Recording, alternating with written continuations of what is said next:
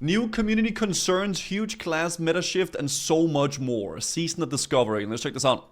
Okay, ladies and gentlemen, we finally got some updates on Season of Discovery, more information on world layering and how it's affecting players, a major patch that just went live that changed raid logs pretty significantly, even more community comments, changes to Waylaid supplies, and so much more. My name is Sky from the Comeback Kids. This is your Season of Discovery news. Grab a cup of coffee, sit down. We got a lot to discuss. Well, ladies and gentlemen, I guess you should just face it. If you aren't the metaspec for your class, it's close to impossible to get into a Gnomergan when you're trying to join a pug. It's actually gotten so bad to the point where people are actually paying gold to the raid leader to even attempt to get into the raid. Dude, I heard about this. As you can see on... Yeah, there's literally classes wanting to buy themselves into raids, man. Red looking for group Gnomer, Nose Fights, Consume, and World Buffs paying 10 gold. There's a Rogue here as well paying 20 gold. Paying to be able to join the raid. Like, why are people so... It's crazy. It's not a difficult raid, man. Just reroll healer and you got guaranteed Gnomer spot. Yeah, it's a little bit much. It's hard out there for an off meta. Yeah, but the thing, Rogue is not even that bad. They're just not the best, right? They can just join a guild. I mean, yeah, it's always been the struggle, I guess, of pucking. And it's not really a new thing, but it's kind of crazy that people are, you know, trying to purchase themselves into it. Here you can see a Retribution Paladin saying they know the fights, they have consumables and the world buffs, and they're paying 10G to get a part of the raid group. Then you have a Rogue stating how they have world buffs, 6 out of 6 experience, consumables, and even paying 20G. Now, I've seen a lot of things inside of World of Warcraft. I've seen people pay for boosts for raids and dungeons. I've seen people pay for items to get their characters the best gear in the game. I've seen players pay for summons and portals across the world, but never in my history of playing WoW have I ever seen players pay to participate in a raid inside of classic World of Warcraft. I mean, you know, GDKPs is kind of like the point of that, but this is different because they're just paying to join the raid. Are people clearing it regularly in pucks? Are they struggling? I actually don't know how the average puck is doing. Every single raid we have done, like my raid I've done with it and stuff like that, we've always cleared it. We've had a few hassles along the way, like a few wipes here and there, but we cleared the raid every time, right? I'm so confused, didn't I just see you cover this on YouTube Shorts? Maybe that specific screenshot, yes, but not this whole video. I mean, I think we can all agree that Gnomergan is definitely a step up compared to Black Fathom Deeps in terms of, you know, dodging mechanics and group coordination, because if you don't, your raid will just simply wipe. But let's be honest here, ladies and gentlemen, all it takes is some explanations and coordination from a few people, and you can down just about any boss in there with any comp possible, especially if you looked up the fight guides online. It's not that hard. Now, I'm not going to lie, though. Retribution Paladin and Rogues aren't in the best places right now in terms of raw damage and raid potential, but I know for a fact you can bring any spec in there and clear it no problem if you're dedicated enough. Are you clearing the raid? But I just want to, like, to give people the benefit of the doubt, I guess, with the whole situation. Why would you bring a class that performs really, really bad and you know it's going to be harder for the raid, rather than bringing someone who is probably going to do a lot more damage and it's going to make the raid go smoother? Like, if you're a puck, you don't really... You just want to have it go as smooth as possible, right? Right now, as an off-meta spec, I don't know, something like Feral Druid tanks or Rogue tanks or even maybe Frost Mage or something crazy like that. Let us know about it in the comment section below. Speaking of spending gold on crazy things in Season of Discovery, it seems as if players are quitting the game because of how many gold sinks there are in this phase, stating how they've seen enough and they put gold walls on everything. The gold sinks are atrocious, and it's made me not even want to play an alternate character. 100 gold for a mount, 15 gold here, 15 gold there to craft your items. Then you need to... I mean, I get that. I get it. I think it's mainly the profession stuff. The profession quest chain is quite insane. But now that Gnomergan is going to be more and more on farm, it's not going to cost that much compared to before, right? I think it's good that there is some gold sinks, but you don't want them to be too overpowering, right? You have a rogue with the best working brain in the universe of an armada class that smashes the buttons with their head. Yeah, but here's the thing about that, Ginamel. You can't, like, you know, you can't inspect someone's brain before you invite them to a puck. You can, however, make sure that they are the, you know, the best possible class and maybe check their logs, right? You can't do brain inspections, you know, it's difficult with that. Farming gold is though, if you don't have a lot of time and just want to raid. Yeah, but here's a very rough reality as well, though. MMOs are, in general, not that great if you don't have a lot of time to play them. Right? They are extremely, you need to invest a lot of time into MMOs to get the full experience of it. And that's just because they're grindy by nature, I still think, though, if you play kind of casually and you only have one character, it's not horrible. But if you do have alts and you level up a lot of characters, the gold sinks can be quite tedious and quite a lot. I do agree. Pay gold for the actual pattern. I agree with that one for sure. If you're running 2 crafting professions, you need to double that as well. You have your consumables, your buffs, all this just simply costs too much money, and it's atrocious. Now, I think it's important to understand something very clearly, ladies and gentlemen. Season of Discovery is not a version of World of Warcraft that is simply meant to be easy just because it's a season and the content is capped at level 40. Now, the fact is that it's based off of classic World of Warcraft, which typically means that you need to grind and earn everything you need to acquire. I mean, are you really upset that within a week and a half of the phase being launched, you can't just craft 2 epic item slots because it's too expensive, or that you have to spend 100 gold on your mount, or even buy consumables to make your character just a small percentage stronger? I don't think it's a big deal with the gold sinks. I don't think they're that bad. I agree with what he's saying here, yeah. Down the hardest bosses in the game. It's about, like, investing isn't some this time. all the best part of an MMORPG? I mean, the grind toward progressing your character slowly but surely with advancements in gameplay and mechanics, which makes this, in my opinion, the greatest thing Blizzard's created for World of Warcraft in a long time.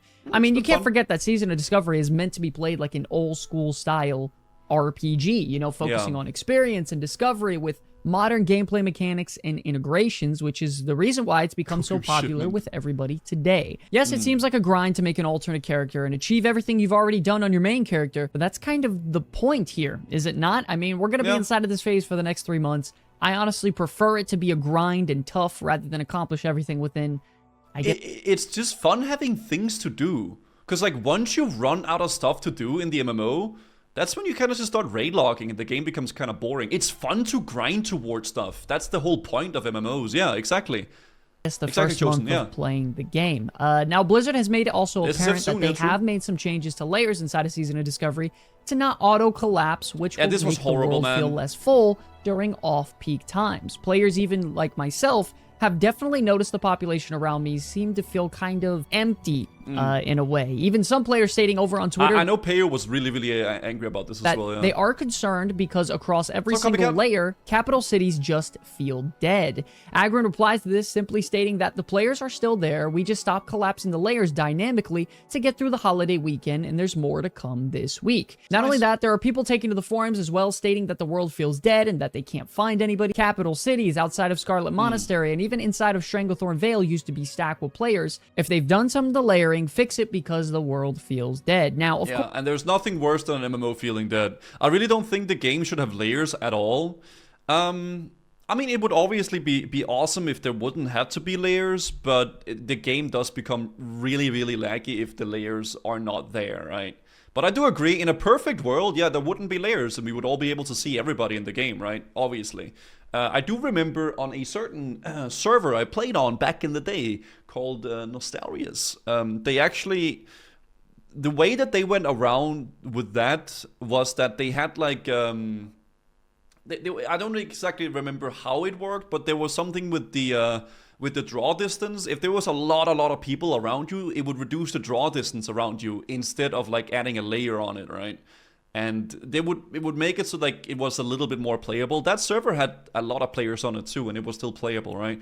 But still quite laggy too. Of course, it's very easy for us on the outside looking in to just point out all the mistakes and problems the developers are making. And I do have to agree, though, that I would much rather have the world feel overpopulated, whether it be fighting for mob tags or getting ganked too much by the opposing faction in PvP or even competing for gathering materials, than not seeing anybody and participating in any sort of player-driven activities. I mean, personally, I would prefer the world to feel overpopulated rather than it feel empty like a desolate wasteland. Because this could very easily affect people's mental about how they see the game with a less than a week ago, you know, the game being so populated you can't go 5 seconds without seeing somebody, to now you don't really see players for sometimes at like 15, 20 minutes at a time. And it could... I mean, if the game is empty, you might as well just play a single-player RPG, right? RPG, sorry, instead of an MMO.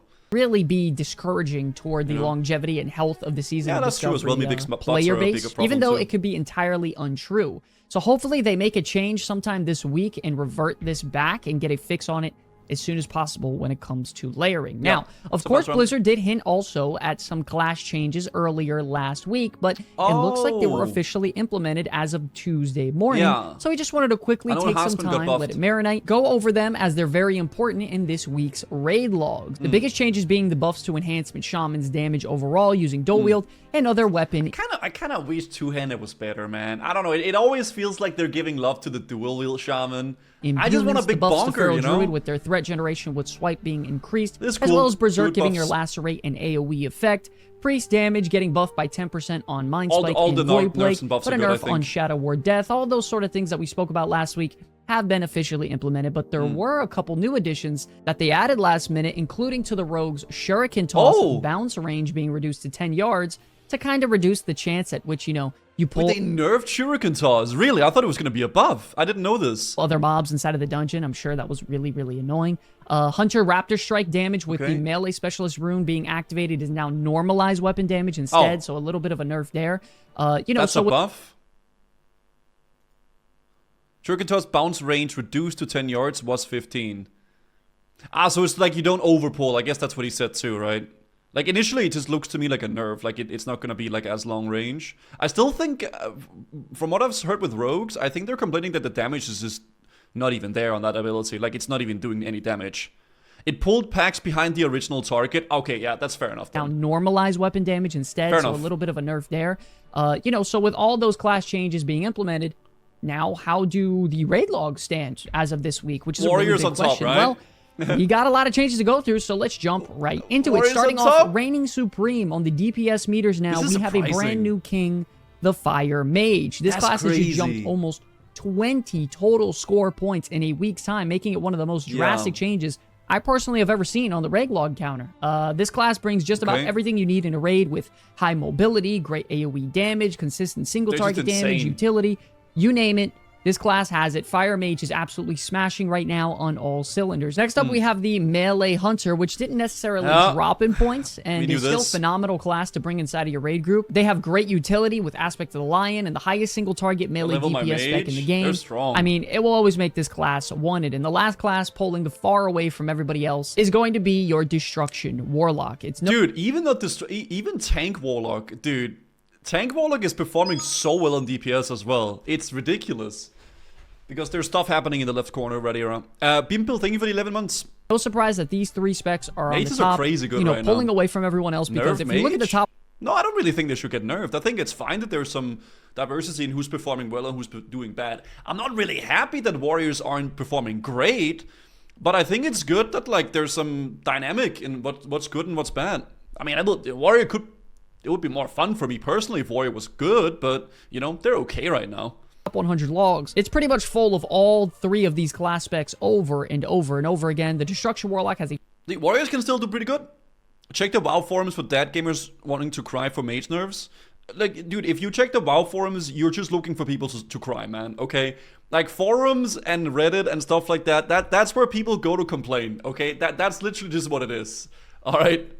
No matter what, there's going to be people complaining that absolutely annihilates bosses inside of Nomergan. Next tier... Yeah, Warriors don't do great on the second half of the raid. Actually, Menagerie, they do pretty well, but the Electrocutioner boss and the final boss, they do pretty bad. You know, casters were dogshit in BFT. I'm glad they're kings now. I'm glad that casters are getting a little bit more love now, because it did seem pretty depressing playing a caster in phase 1 in PvE, I won't lie. We have the Shadow Priest, Enhancement, and Elemental Shaman. Dude, Warriors below those. This is where things start to get a little bit spicy here. Shadow Priest did drop a few DPS slots due to Shadow Ward Death getting nerfed. Their damage over time effects not really scaling as well as the other classes like on-demand burst damage. But either way, they can pretty much infinitely cast all their spells due to all their mana regeneration, and the damage over time effects are helping them with mobility aspects in the raid during boss fights as well. Enhancement Shamans, to everyone's surprise though, is making the biggest leap in one single patch I've ever seen. Going from the second to last DPS, that's insane, going all the way up to top 5 overall. The weapon imbuement buffs are fantastic with using Wind Fury on your main hand and Rockbiter on your offhand. You have tons of attack power and mana regeneration for your group. You bring amazing utility. You can do your damage all on the move while you're being mobile. A fantastic spec overall, which can easily push them into the S tier category based off their damage and utility. Additionally, Elemental Shamans are staying exactly where they were at before. They are also dominating. I think I'm going Elemental on Badouche. I'm not gonna lie. What the Warriors bring? Stop, Mufford. We have Rallying Cry, okay? It's badass. It's really cool. As well, with all their big burst damage and utility they bring at range, making them viable for any raid comp out there. In the next tier, we have Warrior, Arcane Mage, and Rogue. In our previous video... Never have I ever seen Warrior and Rogue being, like, into the middle of the bottom of the pack in a classic, like, DPS chart. That is crazy. We did tell everyone not to worry about Warrior, as the second they get some gear, they're going to start pretty much outscaling anybody. And lo and behold, they just jumped up 2 DPS slots in 1 week, even when the class had no class changes done to them. Not only that, it's only a point or two behind Elemental and Enhancement Shaman. So my guess is that within the next week or so, it could easily jump into the top 5 DPS slot in this phase. So hang in there, Warriors. I promise things are going to get even better. Just wait for the scaling, guys. You know, I sound like I'm coping every time we have this conversation, but just wait for Warrior scaling. It's gonna be crazy. Mage has actually dropped significantly in terms of DPS rankings, not because of the class getting nerfed or anything like that, just simply because other classes getting buffed and acquiring new gear is just becoming a lot more impactful to those said specs, such as Warriors, Enhancement Shamans, and Elemental Shamans. Arcane Mages still bring great utility if you want to off-heal with regeneration, so this class will always be viable as well. To everybody's surprise, also, DPS Rogue is continuing to drop lower and lower compared to the other classes out there, and it's starting to worry even me at this point. They don't bring any utility, their damage is pretty low. They don't bring any specific debuffs. I mean, I'm going to be honest here. Rogue, in terms of PvP, is in a very rough spot right now, and we're hoping to see some changes moving forward. Rogues are absolutely fine for PvP, though, I think. PvE is where they're a little bit worse. From the PvE side of it. And finally, we have our bottom tier with the Balance and Feral Druid, Retribution Paladin, and Marksmanship Hunter. Now, both DPS specs... How crazy is it that normal Hunter, it's ranged Hunter is on bottom, melee Hunter on top? That is so interesting. For Druid have dropped significantly and are definitely on the low end of the damage meters. They do make up for it with some incredible utility with Rebirth, Innervate, Mark of the Wild, and other group-wide buffs, but their damage is just so low, and I'm definitely hoping they get some buffs very soon. Retribution Paladin saw buffs recently, but it doesn't seem to be helping their case in terms of raid encounters because they dropped over 3 DPS spots. I don't think things are going to get better for them anytime soon if they don't get buffed. Keep in mind, this is only PvE, obviously. This has nothing to do with PvP at all, all right? They're lacking single target damage. It's just not high enough, and this class definitely needs some help in the raiding environment. And finally, you have the Marksmanship Hunter, which is the bottom of the barrel in terms of DPS. They don't bring much utility other than Aspect of the Lion. Their damage is lackluster, and they don't have any debuffs to apply to the boss to even bring them in that sense. Once again, Marksmanship Hunter, desperate need of buffs, so hopefully the class can get some love in the next couple weeks. Moving on to the healing logs, Resto Druid has surprisingly taken the top spot in terms of raw healing per second. I mean, the #1 ranked Resto Druid in the world has just wild growth healing as 93% of his overall healing, which means you can pretty much spam wild growth on cooldown and parse incredibly well in this class. Your spread AoE healing is just truly unmatched for Resto Druid. All right, cool. Your utility is through the roof. Yeah, I mean, healing parses are a little bit of a meme, but it's interesting to see regardless. Innervate, making this spec just a powerhouse inside of the raiding environment, especially since there's a lot of raid-wide damage in Novergan, so this class performs well. Priest did drop the second overall, unfortunately, in raw healing, but that definitely doesn't mean they're worse than the Resto Druid instantly. They do have the highest single-target healing in the game, and some of the most mana-efficient spells out there that heal for, I mean, so much, like Penance, Empower, Renew, and Prayer Mending, so... My personal opinion, I would still take a Priest over a Resto Druid, simply because their versatility is just so much higher in the healing department with how they can cover all bases, from single target healing to... I think Priest is always the most OP healing class, man. They're just so good, man. The shields, the Prayer of Mending, like everything, like the spells, they're just so good. Area of effect. You know? To my biggest surprise, the Arcane Mage Healer has actually taken up the 3rd healing spot and is now becoming a serious powerhouse inside of the raid as well. Not only do they deal consistent damage, they are pumping out healing with their new runes, and it's like overall one of the most fun rotations in the game in terms of a healer damage mixture. Overall, the Mage is a great DPS, a healer hybrid. really, really solid to bring to your raid. Just below Mage, we do have the Holy Paladin, which is performing really good as well, just not as some of the other classes. Beacon of Light and Sacred Shield is fantastic in the sense of just, you know, casting those abilities, forgetting about it, and going about your normal rotation. And the Holy To be fair, though, I'm gonna go over here. It's quite close, though, except like this one. This is all kind of close to each other, though, to be fair. It's not that bad.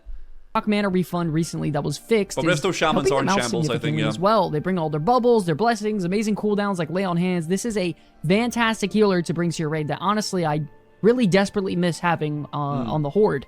And last but not least, once again, we have the Restoration Shaman. Honestly, this class is just missing some really viable healing runes.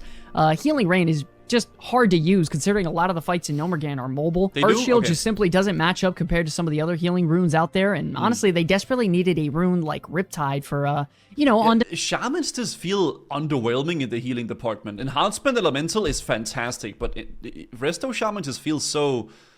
like, it doesn't have anything compared to these other classes, right? Demand healing that can provide some temporarily health buffs as well to a tank, and I mean, they bring great utility with their totems, yes, but their healing is just a little low right now. I'm hoping this class gets some buffs and love in the nearby future. Additionally, ladies and gentlemen, it looks like they are adding new Waylaid supplies as, you know, what we have as of right now is really just lackluster. They state that they want to add a new revered reputation rewards, and they originally planned to do it as of Tuesday, the other day, but they had a technical snag with some of the new rewards because they were actually unique to WoW. So that's... We bring totems, you bozo? Just bring an Elemental Shaman or Enhancement. They bring totems too. That's not unique to Shaman healers. That's a Shaman. Yeah, I mean, just bring an Enhancement Shaman or an Elemental Shaman and then bring a Healer Priest. You know? I mean, specific Shaman healer abilities. Totems obviously are great, but, you know... going to be really interesting to see. They state that it will be on a short delay and they're working on putting the rewards in place and we'll share some info on them very soon. So hopefully, ladies and gentlemen, we can get some potentially really cool class-specific rewards or Mana Totem specific? Riptide? I don't know if that's that great though at the moment, is it? Don't shit on my main. I'm not shitting on it, okay? I'm just being honest with you. Okay? Honest is not shitting on you. What is Riptide? Riptide is like an instant heal, basically, for Shamans. Let me show you. It's like an instant heal this. Restore with Watch over Friend. Target heal them for 5 and an additional 10 over 15 seconds. So it's like an instant heal and there's like a little hot on them afterwards. And it's like a really short cooldown. So it's like a doom, doom, doom. You can like pop them on them, right? That's it. What's up, Kex? There's something brand new inside of the Waylaid Supply Reputation Vendor. Could be really, really cool. You could be nicer about it? Okay, now, sorry. Just like that, ladies and gentlemen, seems like we're at our community section part of the video where we take your opinions and comments from below in the comment section, shout them out, and discuss them. So if you have something to comment about Season of Discovery so far in Phase 2, let the developers and the players know about it in the comment section below so we can highlight it in these videos. Starting off with our first comment, we have Heisenberg stating, "This is great news as a main tank druid. I specifically recall commenting on a Phase 1 video that they need better AoE threat holding. I guess the developers listened. How cool is that? Keep up the great content. You guys are the best." Yeah, I mean, ferals are looking a lot better for sure. Really happy that they buffed Swipe for bear druids out there. I was just personally really hoping that they would have implemented Thrash in there as well to sort of like, you know, have some consistent AoE in there with some bleeds and, you know, you swap over to Swipe afterwards. I always felt like that 1-2 punch combo has always been really strong for Guardian Druids. Just hope they implemented sometime in all I can think about whenever I hear about the Druid stuff though, where was that thing? Beepity boop boop boop boop boop. Now I can't find it real fast here. All I can really think about was I gotta scroll down here. I'm not sure if I can find it, but that Druid screenshot we saw in Warsong Golds where he had 14,000 health. I can't seem to find it at the moment, but that still is goddamn crazy to me. I can't find it currently. Overall, they're doing really good with the balancing so far, with the buffing and nerfing of classes, so let's just hope they, you know, continue to go along that route. Speaking of buffs, though, we have Zachary Cluin stating, "Range Hunter needs a lot of help. They need to buff Steady Shot, they need to buff Kill Command for range Beast Mastery, buff Sniper Training to even make Marksman remotely I don't think Beast Mastery is that bad. I remember some Hunters doing some nasty damage in PvP with Beast Mastery, though. I just think it's because Melee Hunter is just so fucking strong that, like, it makes all the other specs feel so bad. You know? So it's like, it just feels so horrible to play the other specs. Oh yeah, this was the picture here. Yeah, exactly. 14,000 health, 10k armor. This is with Rallying Cry and a bunch of other stuff though, but still, right? Beastmaster is still pretty nutty for duels and PvP. Yeah. Even with all these 3 range buffs, probably will be mid at best, not useless. Yeah, I mean, I have to agree with it being a very big surprise today to wake up and see Marksman Hunter as the second to last DPS logs this phase. I was really hoping they do something to fix this class because I think it's just an iconic class spec out there in World of Warcraft, you know, shooting as a ranger. That's just meant for pure heavy-hitting DPS. It just feels very off-putting that it's second to last right now above Frost Mage, considering the Hunter is the only... Okay, let's be honest though, okay? They had a good phase 1. And I'm saying this as a person who mained a warrior, okay? I'm kind of sad a little bit. I'm a little bit sad too. You don't see me complaining though. I am not complaining. I'm not complaining at all. I'm not complaining at all. No complaints from me. But I'm just saying, you know, it goes up and it goes down. It is what it is. Pure DPS class in the game. And lastly, we have Adam Bicknell stating, I think it'd be awesome if they offered a max level version of dungeons, maybe something similar to Mythics in retail. Ooh. It would just add additional things for people to enjoy. Now, I don't... So, I know there was a private server called Ascension, I believe. Ascension that did Mythic Plus dungeons. So they would take the classic WoW dungeons and turn them into Mythic Plus. I don't know if this is something that people would want in general. I'm not sure. I never played on Ascension myself, but I do know that it's something that they did on that server, and I think it was quite popular, but I'm not entirely sure how people would respond to that really, right? So like Diamol, but there's a timer, and there's like some affixes and stuff like that, right? No thanks, not Mythic Plus and Classic. That's fair enough. I can get that. I can see it being too much for people, for sure, right? I still think there's gonna be there should still be a difference between retail and classic, right? Ascension has some insane stuff. Ascension is like classic plus to the extreme. I never played it, but for all that I have seen from Ascension has been like absolutely fucking nuts. Like, it's just been so over the top insane. I don't think they need to go as far as adding Mythic Plus system into you know, something like Season of Discovery. But however, I do really enjoy heroic dungeons with my guild and, you know, acquiring the tokens when you kill a boss and then go spending it at a vendor. Pretty much how they did with the Burning Crusade, where you would get your tokens and you would use it to buy those rewards such as crafting recipes, trinkets, and other stuff like that. I feel like it would give us a lot more, you know, to do in the end game, and it would create a really solid gameplay loop in some ways to maybe play with your friends or players to keep you consistently playing on your main character. I also really love selling some of the exclusive items that you would earn inside of heroic dungeons. So like get some sort of badges or some sort of a currency from high level dungeons and you can use them for stuff. That could be an interesting way of doing it, honestly, but yeah, we'll see. Retail classic, it's way too much. I think you definitely gotta be careful with how far you go with things before it changes the game too much away from the original, right? I do agree with that. Now, so maybe you can make a little bit more coin that way as well. Don't forget, ladies and gentlemen, I just think it's interesting to hear what people say, like what people think about stuff and what people's opinions are, because at the end of the day, you know, that's what matters, like what people think of the game and what people want implemented or not, right? Especially if it's something very custom like that. Leave a comment below for me to respond to it live here on these news videos to have a little bit of discussion point. That was actually a lot of stuff I didn't know about. I would love to see you guys' opinions on topics in these videos. So, if you want your voice to be heard, let me know about it in the comment section below. That's true. Like, if you enjoyed the video, please be sure to like and subscribe. Dude, that is not. There's no way, man. He took like a goddamn picture from Google or some shit, man. There is no way it's only 5%. Absolutely flooded with Season of Discovery content. All right, I'll link it here, chat. Thank you all so much for watching this video. Comeback Kids. It is an absolute pleasure to be making content for you all. Until the very end, my name is Sky from the Comeback Kids. I will see you all in the next one. Good video. I like his informational stuff. Very much like Willy in a way. Makes really good informational videos about WoW. It's pretty dope to see, and it's kind of fun to go through as well. Y'all. Waylaid supplies go straight to the vendor. I don't even know what Riot has to offer. Yeah, I had no idea either. Waylaid supplies are literally just vendor for me. That's a funny face we paused on. But yeah, I don't know. Good video though. Very interesting.